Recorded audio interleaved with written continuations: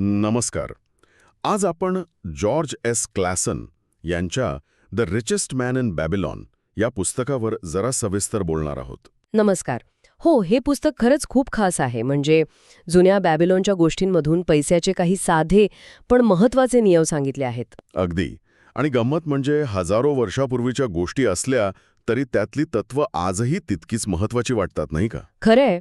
आपण बघणार आहोत की कसं संपत्ती निर्माण करायची, टिकवायची, याची मूळ सूत्र काय आहेत. तर मग सुरुवात कुठून होते? मला वाटतं तो अर्काटचा किस्सा आहे ना, बॅबिलॉनचा सर्वात श्रीमंत माणूस. हो, त्याला अल्गामिश नावाच्या एका अनुभवी सावकाराने एक अत्यंत मूलभूत सल्ला दिला होता. काय होता तो? तू जे काही कमावतोस त्याचा काही भाग कायम तुझा स्वतःचा असतो. म्हणजे अगदी सोप्या भाषेत, तुमच्या प्रत्येक कमाईतून कमीत कमी 10वा हिस्सा आधी स्वतःसाठी बाजूला काढा. अच्छा, म्हणजे सुरुवात बचतीने. हो, ही फक्त बचत नाहीये, तर स्वतःला आर्थिकदृष्ट्या सक्षम करण्याची पहिली पायरी आहे. 7 क्युअर्स मधला हा पहिला उपाय आहे. आणि 5 लॉज ऑफ गोल्डचा पहिला नियम पण याचवर आधारित आहे. पण मग अनेकांना वाटेल की ठीक आहे, 10% वाचवले, पण बाकीचे 90% पण पुरत नाहीत अनेकदा. खर्च वाढतच जातात. अगदी बरोबर मुद्दा. आणि इथेच दुसरा नियम येतो, खर्चावर नियंत्रण. म्हणजे बजेटिंग. हो, एक प्रकारे बजेटिंगच. पुस्तक काय म्हणतं की आपल्या गरजा आणि इच्छा यातला फरक ओळखायला शिका. अनावश्यक खर्च टाळा. म्हणजे जर आपण ठरवलं नाही की कुठे खर्च करायचा आहे, तर उत्पन्न कितीही वाढलं तरी गरजा वाढतच राहतील. बरोबर. उरलेल्या 9 हिश्श्यांमध्येच खर्च भागवायची शिस्त लावणं महत्वाचं आहे. हा झाला 7 क्युअर्स मधला दुसरा उपाय. ठीक आहे, म्हणजे बचत केली, खर्च आटोक्यात आणले. आता त्या वाचवलेल्या पैशाचं काय करायचं? तो फक्त घरात ठेवून तर वाढणार नाही. नाही, अजिबात नाही. इथे तिसरं महत्वाचं तत्व येतं, पैशाला कामाला लावा.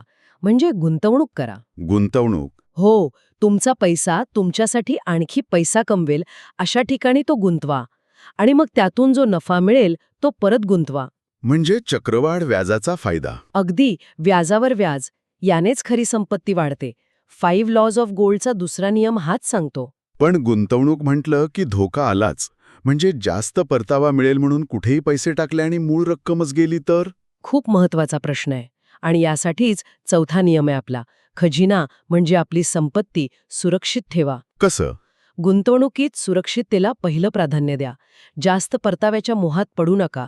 आणि सगळ्यात महत्वाचं, गुंतवणूक करण्याआधी त्या विषयातल्या जाणकार, अनुभवी लोकांचा सल्ला घ्या. अच्छा, म्हणजे जसं अर्काडने ते विटा बनवणाऱ्याकडून दागिने घ्यायला गेला आणि फसला होता तसं? अगदी तेच उदाहरण. विटा बनवणारा विटा बनवण्यात हुशार होता, दागिन्यांमध्ये नाही. त्यामुळे सल्ला योग्य माणसाकडून घ्यायला हवा. 5 लॉज ऑफ गोल्डचे तिसरे आणि चौथे नियम हेच सांगतात, मुद्दल सुरक्षित ठेवा आणि जाणकारांचा सल्ला घ्या. म्हणजे नशिबावर अवलंबून राहण्यापेक्षा माहिती आणि योग्य कृती जास्त महत्वाची आहे. नक्कीच. Meet the goddess of good luck या कथेत काय म्हटलंय? नशीब असं चालून येत नाही. संधी येते, पण ती ओळखाली लागते आणि त्यावर लगेच कृती करावी लागते. चाल ढक्कल करून चालत नाही. अजिबात नाही. कृती करणाऱ्यांनाच संधीचा फायदा मिळतो, असं त्यात म्हटले आहे. आणि या सगळ्यासाठी मला वाटतं प्रचंड इच्छाशक्ती, म्हणजे एक निश्चय लागत असेल. तू डाबासीरची गोष्ट आहे ना, जो कर्जात बुडाला होता. हो, the camel trader of Babylon, ती कथा तर म्हणजे निश्चयाचं एक उत्तम उदाहरण आहे. कर्जाच्या आणि जवळपास गुलामगिरीच्या परिस्थितीतून बाहेर पडायचा त्याचा तो निर्धार. Where the determination is, the way can be found. त्याने काहीतरी योजना बनवली होती ना, मातीच्या पाट्यांवर वगैरे. हो, त्याने स्वतःसाठी नियम बनवले. 10% बचत, 70% कुटुंबासाठी खर्च आणि 20% कर्ज फेडण्यासाठी. आणि त्या निश्चयाच्या जोरावर तो त्यातून बाहेर पडला, यशस्वी झाला. म्हणजे यात कामाचं महत्त्व पण आहेच की कष्ट करायची तयारी नसेल तर हे सगळं बोलणं व्यर्थ आहे. बरोबर. The luckiest man in Babylon मध्ये पण हेच सांगितलंय.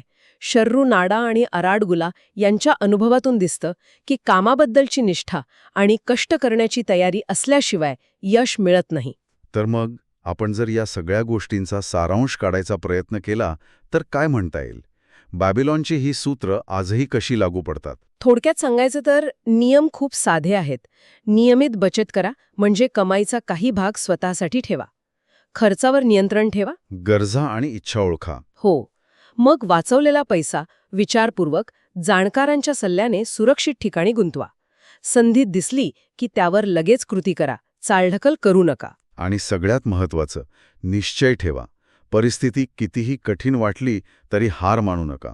याच गोष्टी तुम्हाला आर्थिक स्थैर्य आणि समाधान देऊ शकतात. खरंय, आजकाल आर्थिक जग खूप बदललं आहे. खूप गुंतागुंतीचं झालंय असं वाटतं. Share market, mutual fund, crypto, कितीतरी नवीन गोष्टी आहेत. हो, हे खरं आहे. पण मग विचार येतो की ह्या सगळ्या धापाळीत बॅबिलॉनमधली ही जी अगदी मूलभूत साधी सोपी आर्थिक तत्त्वं आहेत, ती कुठेतरी मागे पडत आहेत का?